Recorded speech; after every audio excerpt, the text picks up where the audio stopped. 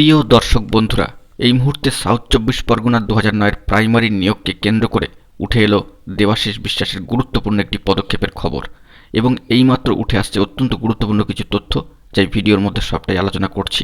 বন্ধুরা, গুরুত্বপূর্ণ ভিডিওটিকে অবশ্যই সম্পূর্ণ শেষ পর্যন্ত শুনে বোঝার চেষ্টা করবেন এবং আর্জেন্ট ভিডিওটিকে শেষ পর্যন্ত দেখে নেবেন।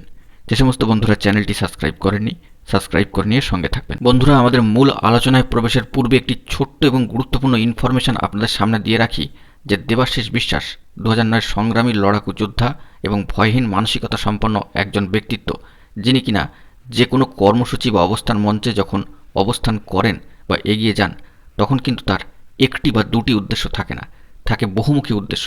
এবং সেই সমস্ত উদ্দেশ্যগুলিকে সফল করার লক্ষ্যে যোগ্য বঞ্চিত প্রার্থীদের পাশে থেকে লড়াই করে জয় ছিনিয়ে আনার লক্ষ্যে এবং বেশ কিছু গুরুত্বপূর্ণ উদ্দেশ্যকে সফল করার লক্ষ্যে এই বহুবিধ বহুমুখী পরিকল্পনা নিয়ে তিনি কিন্তু অবস্থান মঞ্চে নামেন।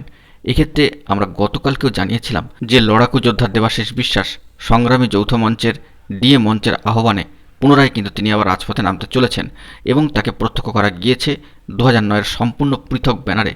সঙ্গে সংগ্রামী অন্যান্য সহযোদ্ধারাও কিন্তু ছিলেন, তিনি কিন্তু রাজপথে নেমেছেন।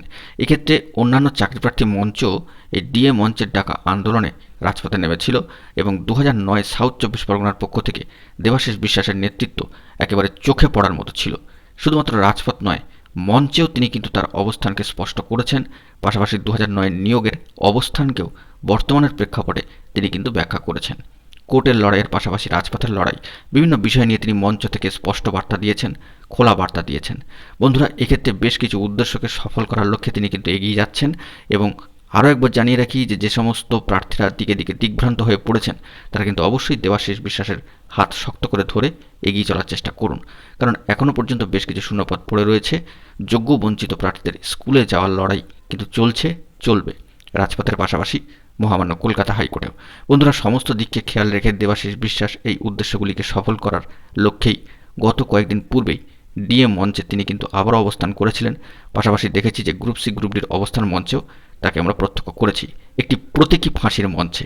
এবং গতকালকে আমরা দেখলাম আবারও ডিএ মঞ্চের ডাকা বিভিন্ন দাবি নিয়ে যে আন্দোলন, রাজপথে তিনি কিন্তু নেমেছিলেন তার সংগ্রামী সহযোদ্ধাদের নিয়ে।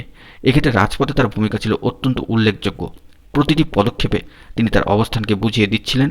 পাশাপাশি 2009 নিয়োগ যে এখনও পর্যন্ত অধরা রয়েছে এবং সেই নিয়োগটিকে সম্পূর্ণ করার লক্ষ্যে তিনি যে এগিয়ে চলেছেন তা তিনি আরেকবার স্পষ্ট করেছেন। বন্ধুরা, যে বার্তাটি উঠে আসছে যে গতকালকে অর্থাৎ শুক্রবার শহীদ মিনারের নিচে 359তম দিনে পা দিয়েছে মঞ্চের অবস্থান। ওই দিন হাওড়া, শিয়ালদা এবং হাজরা মোড় থেকে দুপুরে মঞ্চের মিছিল বেরিয়ে শেষ হয় শহীদ মিনারে এবং সেখানে একটি সভা অনুষ্ঠিত হয়।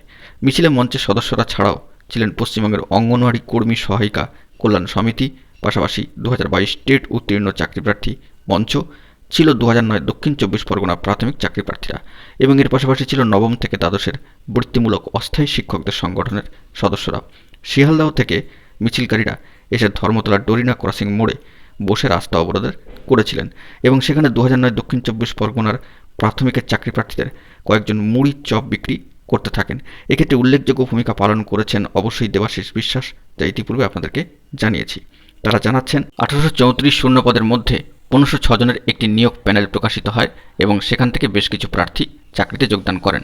এখনও পর্যন্ত বেশ কিছু শূন্যপদ পড়ে রয়েছে এবং বাকি প্যানেল অর্থাৎ অর্ধেক প্যানেল এখনও পর্যন্ত কিন্তু প্রকাশিত হয়নি। বন্ধুরা, অত্যন্ত গুরুত্বপূর্ণ খবর আপডেট উঠে আসলো।